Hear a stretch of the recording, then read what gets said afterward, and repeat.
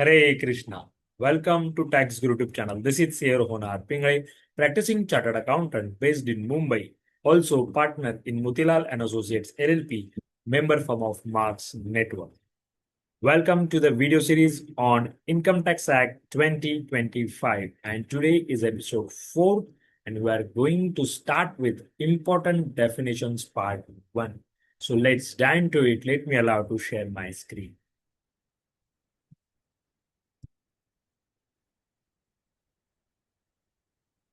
Yes.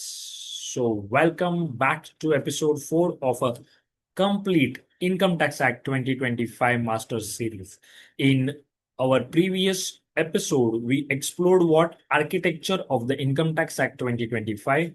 We understand the act is not merely a collection of sections, but a carefully designed legislative framework where every chapter performs a what specific function. So today we begin studying the language of the Income Tax Act itself. So every profession has its own language. Doctor speaks in medical terminology, engineers use technical vocabulary, lawyers interpret the legal expressions. Similarly, taxation has its own statutory language. So one of the biggest mistakes, as I said, can say made by the students is interpreting the tax provisions according to the ordinary dictionary meaning of the words. However, the tax law doesn't always use words in their ordinary sense or ordinary course. Many expressions are specifically defined by whom? Parliament. And once a definition is provided, that meaning prevails throughout the legislations unless the context requires otherwise. So, in this episode, we shall understand why statutory definitions are so important, how to interpret them, and then study some of the most fundamental definitions, including person, assessee, assessment year, previous year, that is in Income Tax Act 1961, and an introduction to tax year, income, then total income. So these definitions form what the foundation of every topic that we shall study throughout the course. So let us begin understanding the vocabulary of the Income Tax Act 2025. So this episode makes the beginning of one of the most important portions of the Income Tax Act itself. So every legislation has its own language, okay, right? So Income Tax Act is no exception at all. It is also same. So unless we understand the meaning assigned to various expressions by the legislature, it becomes impossible to what interpret the law correctly. So think of today's episode as learning the alphabet before reading a language like that. So once you understand these definitions, every subsequent chapter becomes easier to understand. So we are learning together. First, let's start. Why definitions are important. So imagine reading a contract where the word vehicle appears several times, right? Does vehicle includes bicycles? Does it include tractors? Does it include boats? Different people may interpret the word differently, right? So to avoid such ambiguity, legislators define what important expressions that will be a definition. So definitions ensure that every taxpayer, tax officer, appellate authority, and court interprets the expression in exactly the same manner, okay, not in a different manner. Without definitions, identical provisions may be interpreted differently by different people. So definitions therefore create what certainty, consistency, and predictability. So this is one of the fundamental objective of legislative drafting. Next, what is statutory definition? So statutory definition is the meaning specifically assigned or given to a word or expression by the legislation itself.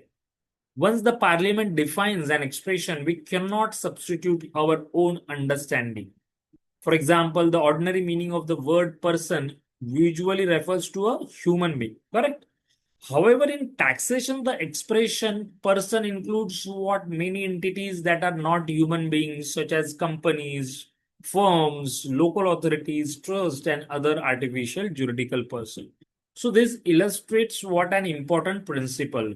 Whenever the act defines a term, The statutory meaning overrides what? The ordinary dictionary meaning, that is general meaning. Okay. So specific overrides the general. So, however, one should also notice that many definitions begin with words such as unless the context otherwise requires. Please note, many definitions begin with words what such as unless the context otherwise requires. So this means that in exceptional situations, the surrounding context may require a different interpretation. So this is what the importance is. Let's see principles of interpreting definitions. So professional interpretation follows a disciplined approach. First, read the complete definition without interruption. Then never stop at the first sentence. Many definitions contain explanations, provisos, or inclusive clauses. So understand where the definition is used elsewhere in the act or not.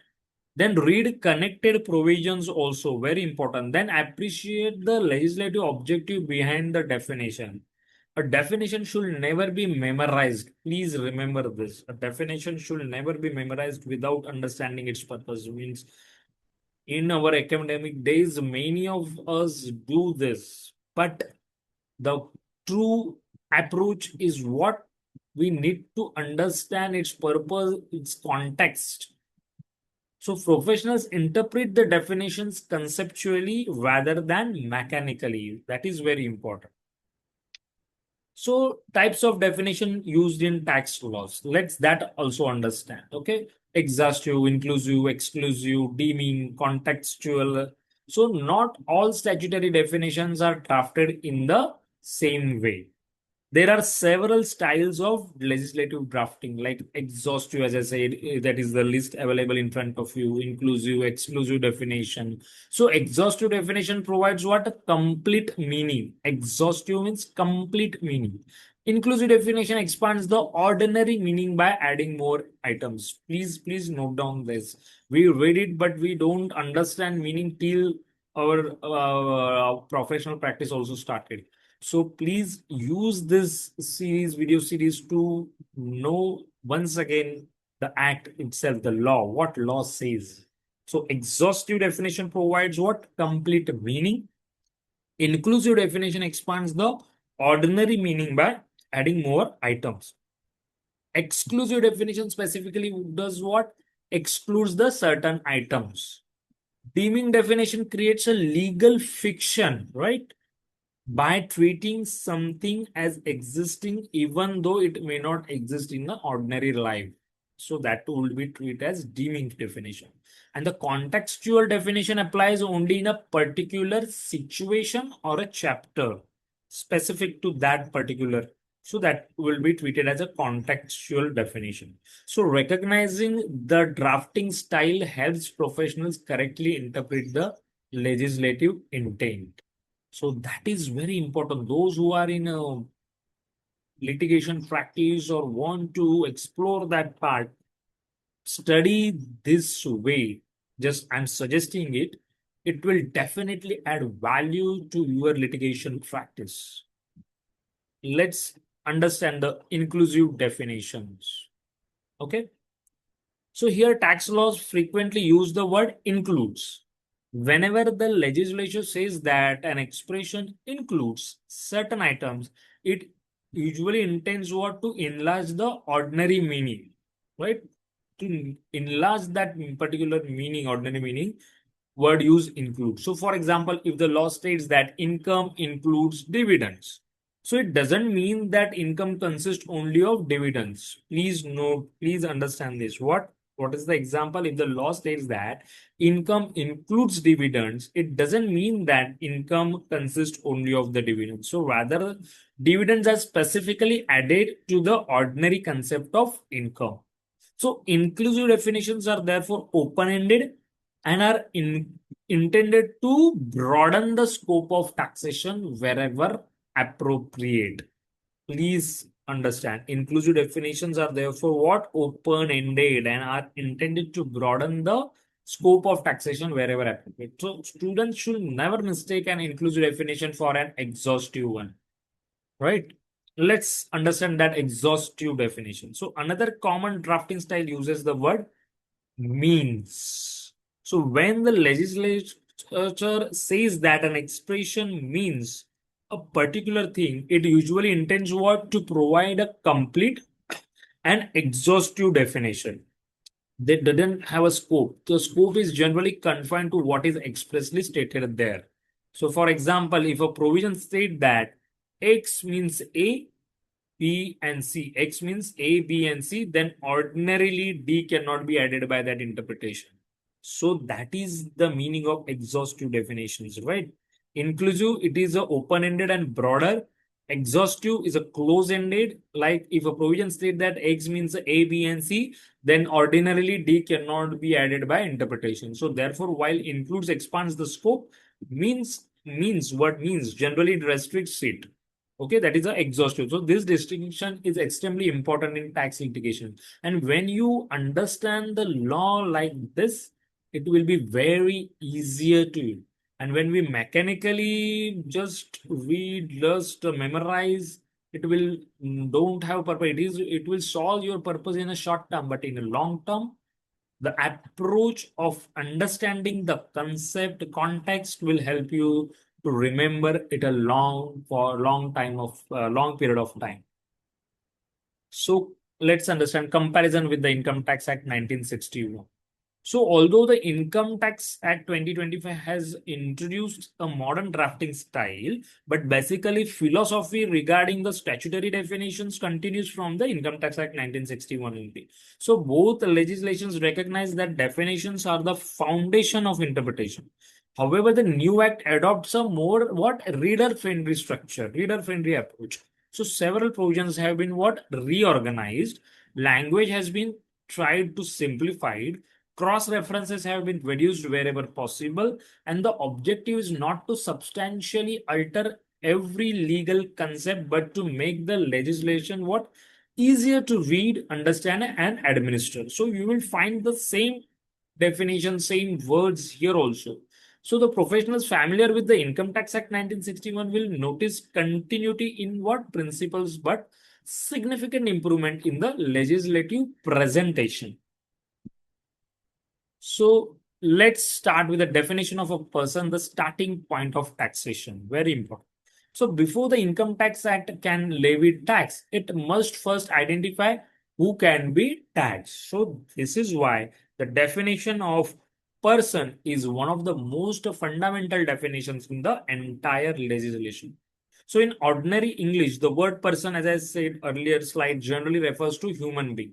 However, taxation is far more comprehensive and it covers what businesses, companies, trusts, government bodies, partnerships, even certain artificial legal entities can earn income. So, therefore, the parliament intentionally gives the word person a much wider meaning than its ordinary dictionary meaning. So, every charging provisions, every return, every assessment, every demand, and every appellate proceeding begins with what identifying the person liable to tax.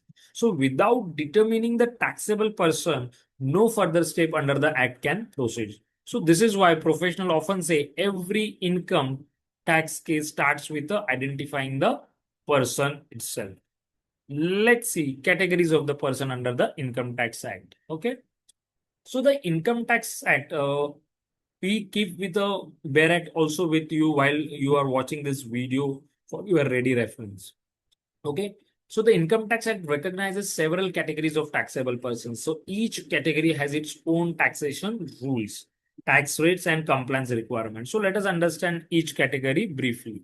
First, individual, the simplest example. Every natural human being is an what? Individual. Whether salaried, self-employed, businessman, professional, retired, every human being falls under this category. That is the individual. Then comes HUF, Hindu undivided family. So unlike most countries, Indian tax law recognize the Hindu undivided family as a separate taxable entity. So HUF has its own PAN, files its own return, and enjoys what separate tax treatment. So this is one of the unique features of Indian income tax law. So it is always also carried in a new Act 2025. Next, company. Every incorporated company registered under the applicable corporate law is treated as a separate taxable person. So the company pays tax independently of its shareholders. Okay. Then comes firm. Partnership firms and limited liability partnerships are separately recognized. So their taxation differs from individual taxations, right? And also from the companies. Then comes association of persons, very important, AOP. Whenever two or more persons voluntarily join together for a common purpose and earn income, they may constitute what? An AOP, association of persons. And then body of individuals, this generally consists of individuals acting together without necessarily forming a partnership. For that, okay, it's what BOI comes into the play. Local authorities, certain municipal bodies and local authorities are recognized as separate. And then comes AGP, that is artificial juridical person. So this category covers whom entities which are recognized by law, although they are neither human beings nor companies. We understand this. Examples include statutory authorities, universities, and certain legal institutions. Next, let's see practical examples of different persons, right? So let us understand these categories through practical examples. Mr. Raul earns a salary from a multinational company. He is taxed as an individual, like Mr. A, if said, okay? Then ABC Limited earns profits from manufacturing. The company itself what pays tax, and the shareholders are separately taxed wherever applicable as individuals. Then third example, let's two chartered accountants from form an LLP, right? So LLP becomes what? A separate taxable person, and the two partners individually also treated as an individual, and they can file also their return. So HUF carries an ancestral business. The HUF what does? Files a separate income tax return independent of the individual members. Means Karta can file their own return as an individual, and the HUF will file their own individual own return. So residents of a housing society jointly earn rental income, right? So depending upon the facts, taxation may arise in the hands of an association of persons, or society also has their own and an independent entity. Then the municipal corporation receives income from various civic activities. So specific taxation provisions apply to local authorities. And so all these illustrations what demonstrate what taxation depends not only upon the income, but also upon who earns the income, that is the person, as we studied. Let's compare with Income Tax Act 1961. So the concept of a person has largely continued from the Income Tax Act 1961 to the 2025 Act. Major categories remain substantial, similar, no change. However, the Income Tax Act 2025 adopts a more reader-friendly drafting style. So long sentences have been simplified, cross references have been reduced. If you have a bare act with you, just go through that particular. So cross references have been reduced, definitions are organized more logically. So the objective is easier interpretations without changing the understanding taxation main principles. So therefore, professionals familiar with, as I said, 1961 will find continuity, and while new learners will find the legislation much easier to understand. Now moving next definition, assessee. So many people assume that person and assessee mean the same thing. Yes, right? Many of us. So many people assume that the person and assessee mean the same thing. That is not. Every assessee is what person, but every person is not necessarily an assessee. What I said, every assessee is a person, correct? But every person is not necessarily an assessee. So an assessee is generally a person who is liable under the provisions of the Income Tax Act. So whereas the person is not. So definition is deliberately what? Broad. So it includes persons liable to pay tax, person against whom proceedings have been initiated, representative assessee, deemed assessees, persons liable to refund or penalty in specified situation. So the expression assessee extends beyond what? Someone merely paying the tax. So it includes anyone who enters the tax administration process under the Income Tax Act. Next. different types of assessee. Let's understand that. So normal, representative, deemed, assessee in default, like that. So professionally, we classify assessees into broad categories, right? So normal assessee, a person who has a taxable income or is required to comply with the provisions of the act. That is what said normal person, a person who has what taxable income or is required to comply with the provisions of the act. Then representative assessee is one person which may legally represent whom another person. Example includes guardian of a minor, legal representative of a deceased person, trustee, agent of a non-resident. Sorry for the interruption. Let me once again share my screen. Yes, so we are studying what? Different types of assessee. So we covered representative assessee. Now we will understand the deemed assessee. So in certain situations, the law treats a person as an what assessee, even though the tax liability originally belonged to whom? Someone else. So this is what called as deemed assessee. So this is done to facilitate what? Effective tax administration. So then assessee in default. Sometimes a person fails to discharge what's its his or her statutory obligations, such as deducting tax at source. So the law may then declare that particular person to be an assessee in default. So this concept becomes extremely important while studying what tedious provisions later in the course. Okay. So moving further, let's see difference between the person and assessee. This table itself give you the clear idea. So students frequently confuse these two expressions, right? Person and assessee, as I said earlier. So let us distinguish them carefully. A person is what legal category recognized by the Income Tax Act, whereas an assessee is a person who becomes relevant under the tax administration framework. For example, a newly incorporated company with no business activity is certainly a person. So, however, depending upon the facts, it may or may not presently function as an assessee.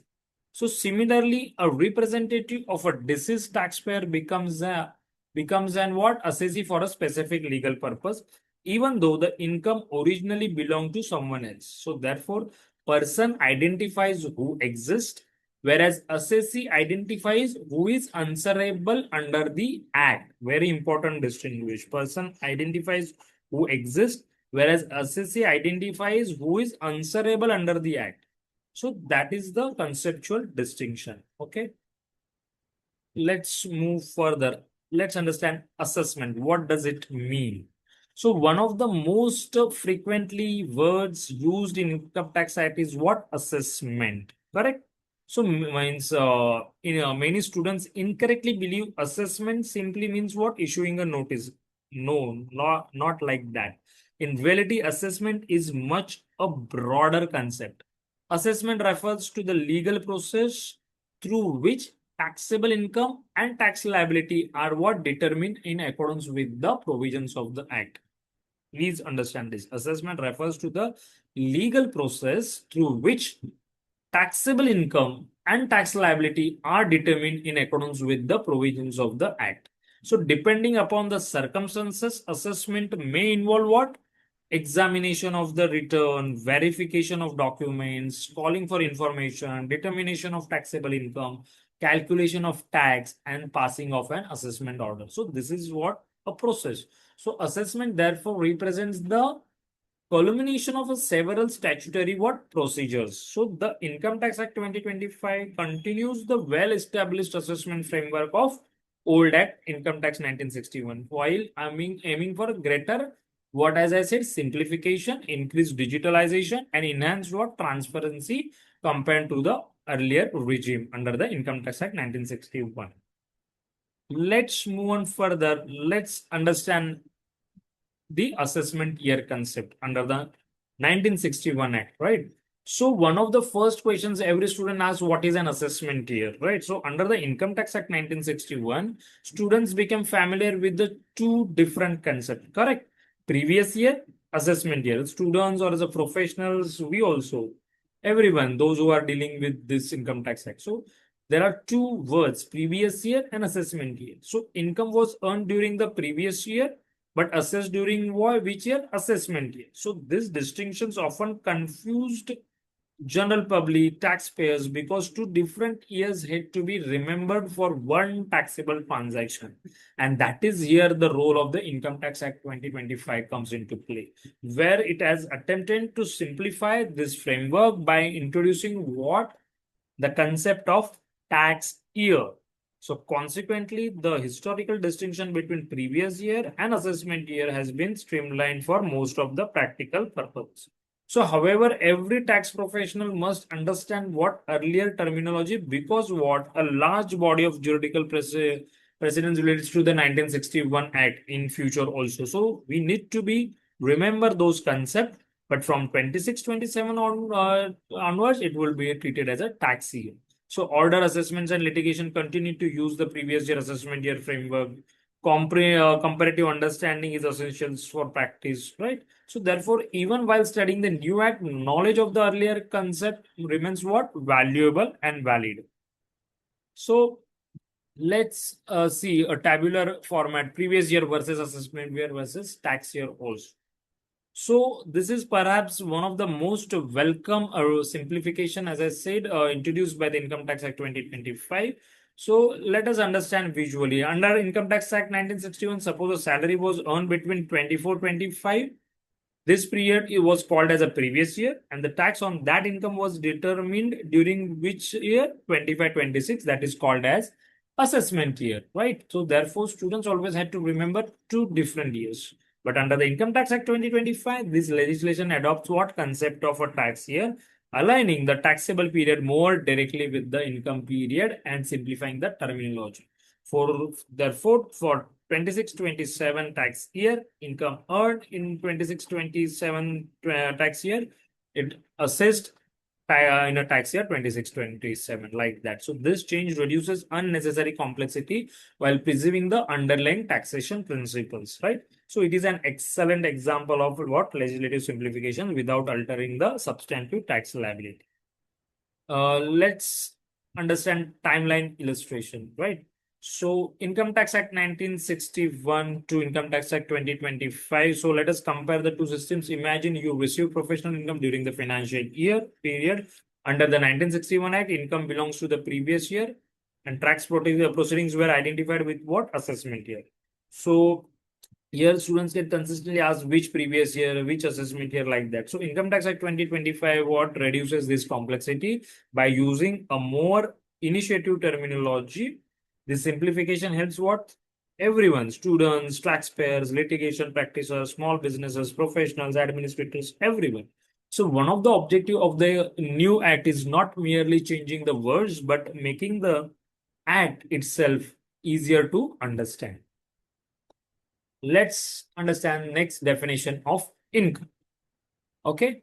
So perhaps no word is more important in income tax law than what? Income itself. So interestingly, what income is one of the most difficult concepts to define comprehensively. Why?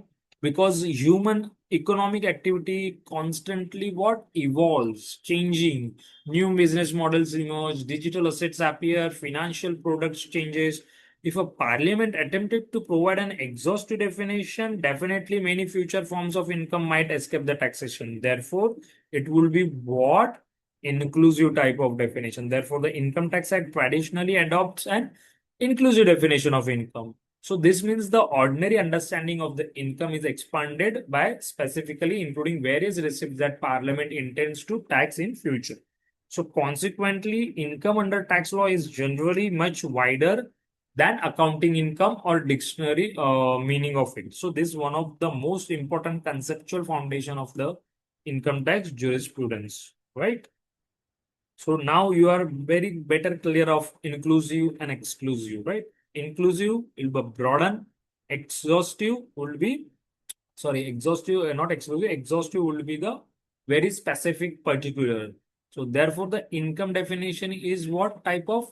Inclusive type of definition. Let's understand what can constitute income. So in everyday life, many people think income simply means what? Salary.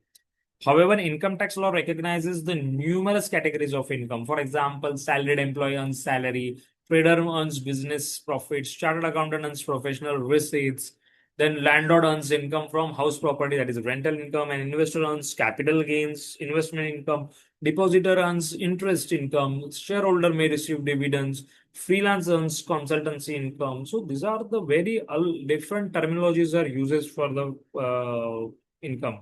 So each of these may constitute what income definitely under the Income Tax Act, subject to the specific changing and computation provision. So this demonstrates what comprehensive nature of the concept of income. So legal meaning versus commercial meaning. So an important distinction must always be remembered is that accounting profit is not necessarily the taxable income. Be careful about understanding this concept. Accounting profit is what not necessarily the taxable income.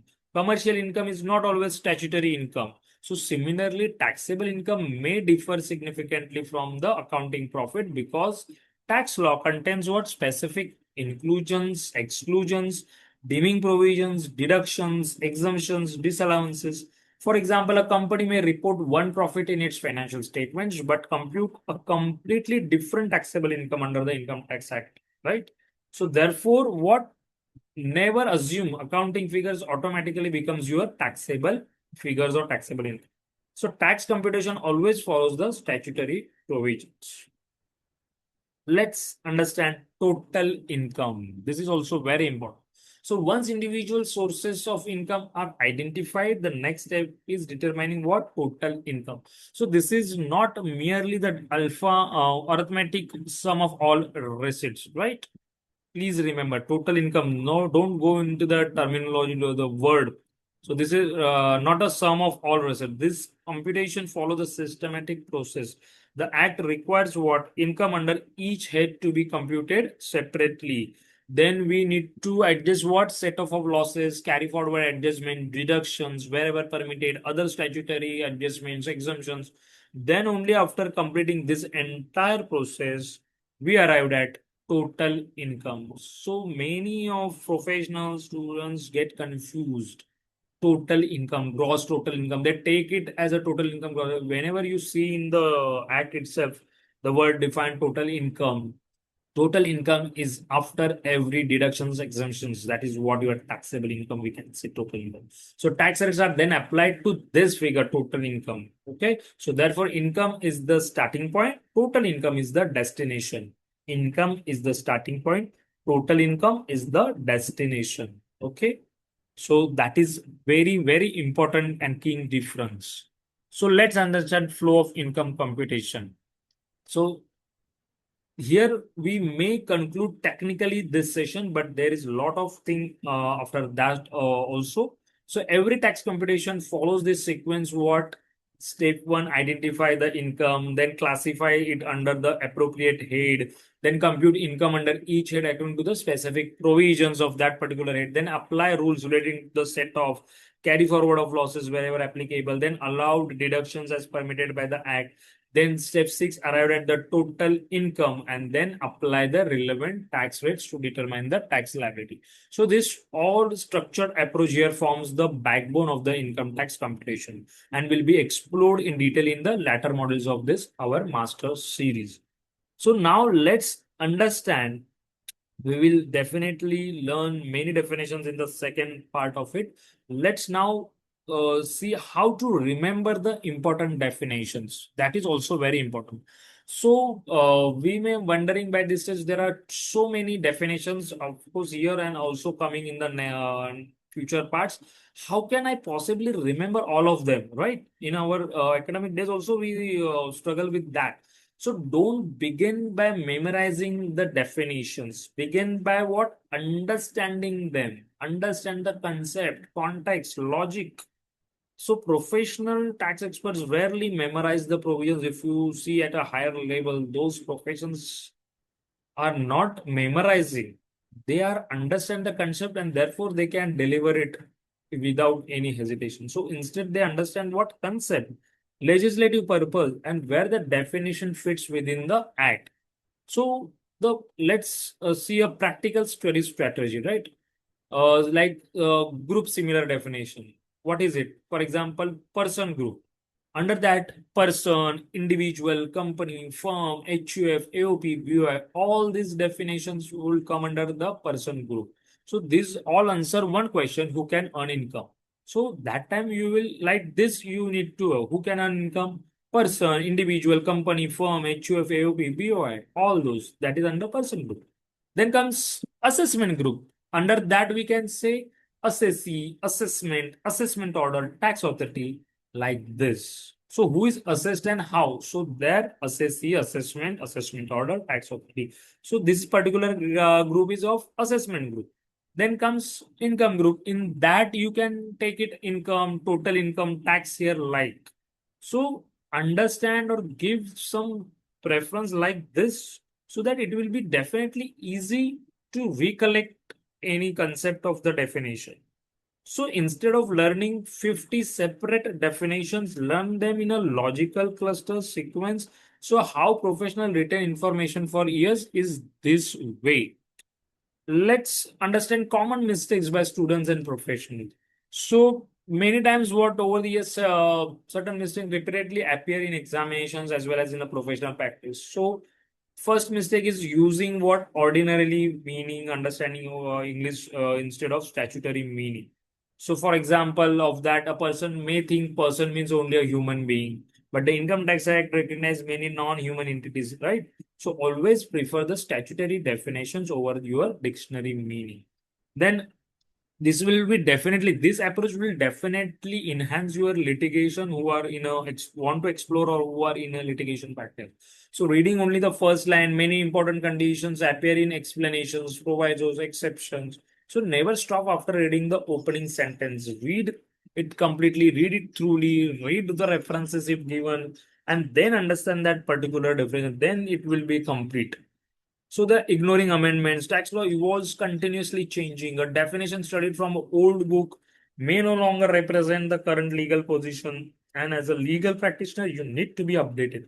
So always verify whether amendments have been made or not whenever you have come in, anything comes in front of you. So then reading provisions independently, that is also not good. So definitions gain meaning only when read together with the charging and computation provisions wherever it is provided.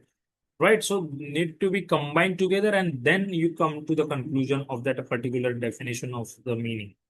Then trying to memorize section numbers before understanding the concepts, then please don't do that.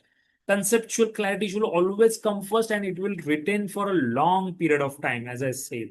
So section numbers become easier to remember naturally through repeated reading and applications. You need to be read 2 times, 3 to 4 times, then it will automatically you will remember. No, then don't need to memorize that particular part, right?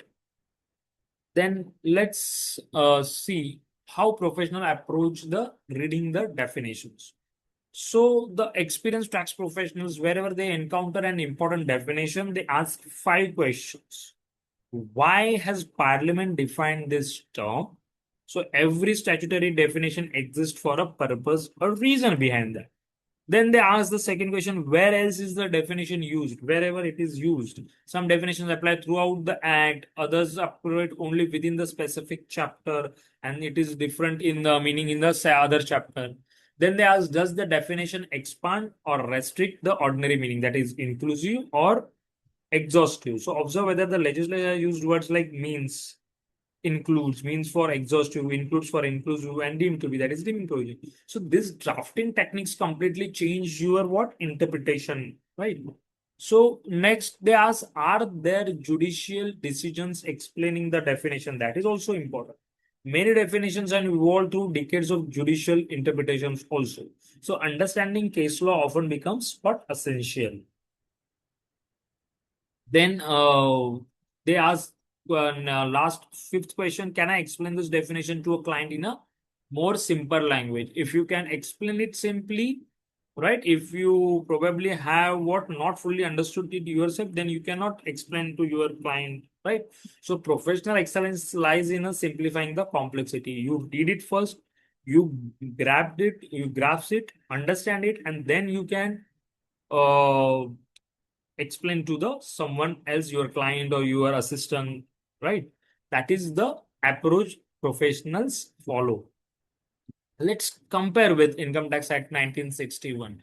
So before concluding our today's episode, let us compare the overall philosophy of the Income Tax Act 2025 with earlier Act 1961.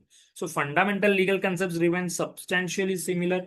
Parliament has not attempted to reinvent the principles of taxation. Instead, what they focus has been on improving what readability. So some significant improvements definitely includes what simpler drafting, better organization of the act, reduce the duplication, then modern terminology used, and easier interpretation. So Act aims to reduce unnecessary complexity without changing the core principles of income taxation. So that is the main thing, right? Professionals familiar with the Income Tax Act 1961 will recognize this continuity in New Income Tax Act 2025 definitely, and considerably easier to study the new act, right? So let's have a recap, right? We begin by understanding the importance of the definition, then statutory interpretations, then we learn person, assessee, assessment, tax year, income, total income, means whatever we have studied is this recap slide for you, right? So let's looking forward for the next episode. Stay tuned to the Tax Guru YouTube channel and learn, add value to yourself and with others also. If you are not yet subscribed Tax Guru YouTube channel, then do subscribe for latest updates and video series like this.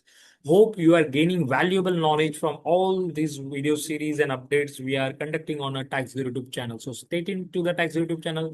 Thank you so much once again. Bye bye. Take care. See you soon. Hare Krishna.